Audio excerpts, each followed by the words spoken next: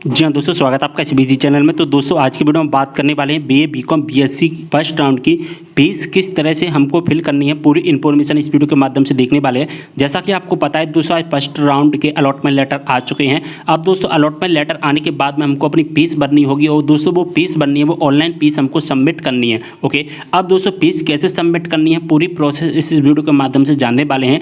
दोस्तों इस बार fees submit करने का प्रोसेस थोड़ा अलग है, तो दोस्तों आपको फीस कैसे भरना है पूरी जानकारी बताने वाला हूं। तो दोस्तों सबसे पहले आपको इसकी ऑफिशियल वेबसाइट पर आ जाना है और जैसे ही आप इसकी ऑफिशियल वेबसाइट पर आ जाते हैं तो दोस्तों यहाँ पर एक लिंक दिखाई देता है। मैं हाईलाइट करके दिखाने की कोशिश कर रहा हूँ। यहाँ पर एक अंडर ग्रेजुएट के नाम से यहाँ पर एक लिंक दिखाई देता है। इस लिंक पर आपको क्लिक करना है। यहाँ से हम इस पर क्लिक करते हैं। जैसे हम इस पर क्लिक करेंगे हमारे सामने इस तरह का इंटरफेस आ जाएगा। अब दोस्तों यहाँ पर आपको क्या करना है, यहाँ पर दोस्तों इस जगह पर चेक मार्क कर देना है। इसके बाद में यहाँ पर आई एग्री करके आगे बढ़ जाना है। इसके बाद आपके सामने इस तरह का इंटरफेस आ जाएगा। अब दोस्तों आपको एक अलॉटमेंट लेटर डाउनलोड करने का लिंक दिखाई देगा। तो दोस्तों जैसा कि आप देख पा रहे हैं, मैं हाईलाइट करके आपको दिखाने की कोशिश कर रहा हूँ। यहाँ पर प्रिंट अलॉटमेंट लेटर का एक लिंक है। इस लिंक के माध्यम से आपको अपना अलॉटमेंट लेटर डाउनलोड कर लेना है। ठीक है, अगर आपका कॉलेज में नाम आ जाता है तो दोस्तों इस लिंक के माध्यम से आपको फीस सबमिट करनी है, एडमिशन फीस सबमिट। तो इस लिंक के माध्यम से हमें आप अपनी जो फीस है वो फीस सबमिट करनी है। तो दोस्तों इसके लिए आपको क्या करना है, यहाँ पर क्लिक करना है। तो दोस्तों इसके बाद हमारे सामने कुछ इस तरह का इंटरफेस आ जाएगा। अब यहाँ पर आपको फीस सबमिट करने के लिए क्या करना होगा, यहाँ पर आपको अपना रजिस्ट्रेशन नंबर फिल करना है सबसे पहले। इसके बाद में आपको अपनी डेट ऑफ बर्थ डालनी है। इसके बाद में यहाँ पर आपको अपना पासवर्ड डालना है। इसके बाद कैप्चा कोड डालना है। 2+3 का आंसर 5 होता है, वो यहाँ पर डाल देना है। इसके बाद व्यू डिटेल्स पर आपको क्लिक करना है। इसके बाद में आगे बढ़ जाना है। चलिए दोस्तों यहाँ पर क्लिक करते हैं हम। तो दोस्तों इसके बाद हमारे सामने कुछ इस तरह का इंटरफेस आ जाएगा। यहाँ पर हमारी वही पर्सनल डिटेल्स दिखाई देंगी। सबसे पहले तो जैसा कि आप देख पा रहे हैं, यहाँ पर हमारी पर्सनल डिटेल्स आपको दिखाई दे रही हैं। इसके बाद में दोस्तों यहाँ पर आपको दिखाई देगा कि आपको कौन सा कॉलेज अलॉट किया गया है, उस कॉलेज का यहाँ पर आपको नाम और साथ ही किस कोर्स के लिए यहाँ पर कॉलेज अलॉट किया गया है वो भी यहाँ पर आपको दिखाई देगा। ठीक है, इसके बाद में आपको अब फीस सबमिट करनी है।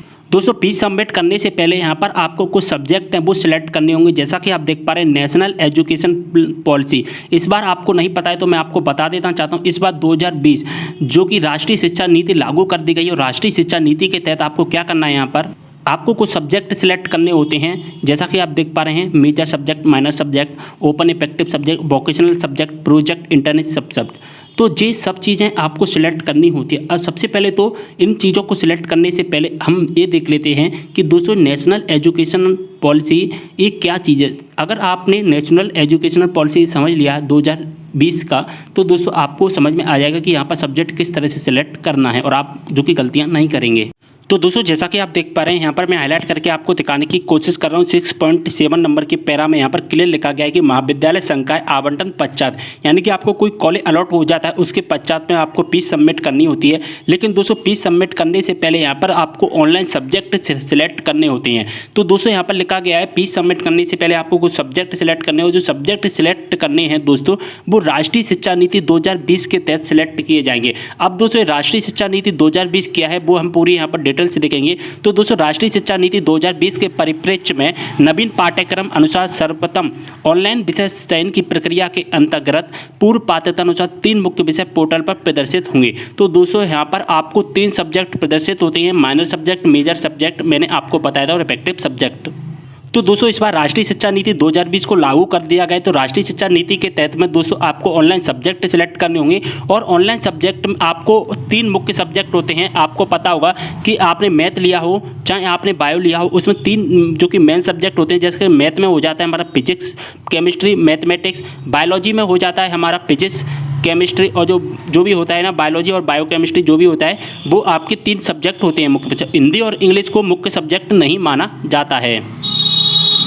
तो दोस्तों उनमें से आपको 3 मुख्य विषय सब्जेक्ट में जो कि सिलेक्ट करने होते हैं। लेकिन दोस्तों इस बार क्या हुआ है, आवेदक अपनी अभिरुचि के अनुसार 3 मुख्य विषय में से दोस्तों किसी एक के स्थान पर तीसरे मुख्य विषय का भी चयन कर सकता है। मान के चलिए आपका पीसीएम है, यानी कि फिजिक्स, केमिस्ट्री, मैथ है।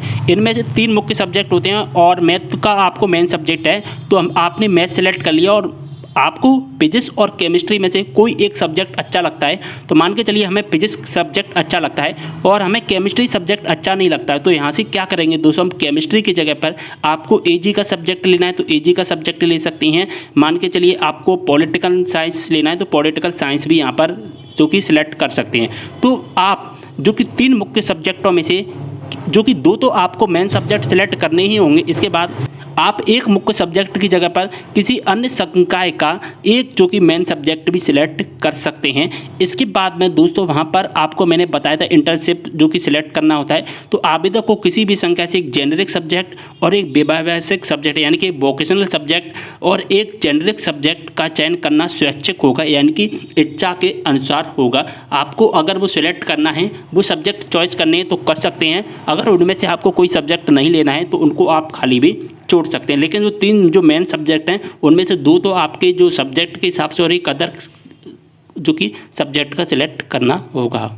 तो दोस्तों यहाँ पर आप देख पा रहे हैं, यहाँ पर सब्जेक्ट सिलेक्ट करने हैं। जैसा कि आप देख पा रहे हैं, मैं हाईलाइट करके दिखाने की कोशिश कर रहा हूँ। यहाँ पर आपको सब्जेक्ट सिलेक्ट करनी है और यहाँ पर दोस्तों मेजर सब्जेक्ट, माइनर सब्जेक्ट और ओपन इफेक्टिव सब्जेक्ट। देखिए दोस्तों, मेजर सब्जेक्ट में आपको मेन सब्जेक्ट का पहला सब्जेक्ट सिलेक्ट करना है और माइनर सब्जेक्ट में मेन सब्जेक्ट का दूसरा सब्जेक्ट सिलेक्ट करना है। जैसे कि हमारा पीसीएम है, पीसीएम में मैथ होता है तो मैथ यहाँ पर आपको सिलेक्ट कर लेना है, ठीक है। इसके बाद में दोस्तों माइनर सब्जेक्ट में आप फिजिक्स और केमिस्ट्री में से कोई एक सिलेक्ट कर सकती हैं और ओपन इफेक्टिव सब्जेक्ट में आपको जो सब्जेक्ट अच्छा नहीं लगता है उसकी जगह पर एक अदर्स जो कि सब्जेक्ट सिलेक्ट कर सकते हैं, अदर कोर्स का आप सब्जेक्ट सिलेक्ट कर सकते हैं।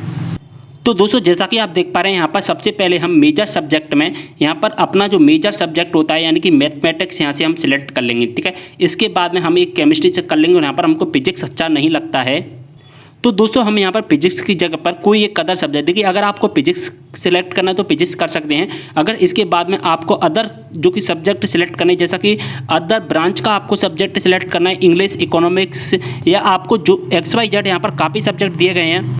यहाँ पर आप देख पा रहे हैं काफ़ी सब्जेक्ट दिया, आप किसी भी सब्जेक्ट को यहाँ से सिलेक्ट कर सकते हैं। देखिए होम साइंस, इकोनॉमिक्स वगैरह जो भी, लेकिन अगर आपको करना है तो कर सकते हैं, अगर नहीं तो हम यहाँ पर फिजिक्स ही कर देंगे। इसके बाद दोस्तों वोकेशनल सब्जेक्ट है, इनको आप खाली छोड़ सकती हैं।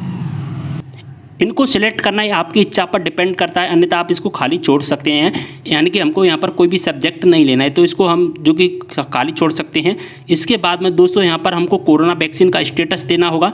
आपको कोरोना वैक्सीन पहला डोज लगाए, दोस्तों दूसरा डोज लगाया, जो भी डोज लगाए वो यहाँ पर आपको देना होगा, ठीक है। तो हमको दोनों डोज लग चुके हैं, इसलिए यहाँ पर हमने क्या है सेकंड डोज पर क्लिक करेंगे। अगर आपको पहला डोज लगा है तो पहला, अगर सेकंड डोज लगा है तो सेकंड पर यहाँ पर क्लिक करना। इसके बाद में हमको स्कीम का लाभ लेना होगा। स्कीम में आपको अगर जो भी स्कीम के लाभ जो आप पात्र हैं वो आपको सिलेक्ट करना है। अगर आप मुख्यमंत्री मेधावी विद्यार्थी योजना के अंतर्गत आते हैं तो यहाँ पर सिलेक्ट कर लेना। मुख्यमंत्री मेधावी विद्यार्थी योजना में कौन कौन आता है, अगर आप MP बोर्ड से किए तो आपकी अगर 70% है तो आपको इसका लाभ मिलेगा। और अगर आप दोस्तों CBSE ICSE बोर्ड से और अगर आपकी 85% से ज़्यादा होती है तो आपको मुख्यमंत्री विद्यार्थी मेधावी विद्यार्थी योजना का लाभ मिल जाएगा। इसके अंतर्गत दोस्तों आपकी केवल 10 रुपये फीस लगेगी। लेकिन दोस्तों अगर आप इन योजना का लाभ ले लेते हैं तो फिर दोस्तों आपको कोई भी यहाँ पर क्या कहते हैं, कोई भी स्कॉलरशिप का लाभ नहीं दिया जाएगा। जैसा कि आप देख पा रहे हैं, वैसे हमारी फीस जो लग रही थी वो 1000 रुपये लग रही थी, अब दोस्तों यहाँ पर केवल और केवल 10 रुपये यहाँ पर फीस लगेगी। अगर दोस्तों आप जन कल्याण संबल योजना के अंतर्गत आते हैं तो वो भी यहाँ पर आप सिलेक्ट कर सकते हैं। तो जैसा कि आप देख पा रहे हैं, मुख्यमंत्री जन कल्याण संबल योजना के अंतर्गत आपके पास में जन कल्याण संबल योजना का एक कार्ड होगा, वो यहाँ पर आपको लगाना है और उसके हिसाब से भी यहाँ पर 10 रुपये की आपको फीस लग जाएगी। अगर आप मुख्यमंत्री कोविड-19 बाल कल्याण योजना के अंतर्गत आते हैं तो भी दोस्तों आपको 10 रुपये का ही पेमेंट करना है। लेकिन दोस्तों अगर आप इन योजनाओं का लाभ ले लेते हैं तो दोस्तों फिर आपको कोई भी स्कॉलरशिप नहीं दी जाएगी। तो हम यहाँ पर मुख्यमंत्री मेधावी विद्यार्थी योजना के अंतर्गत आते हैं, इसलिए यहाँ पर हमने सिलेक्ट कर लिया है।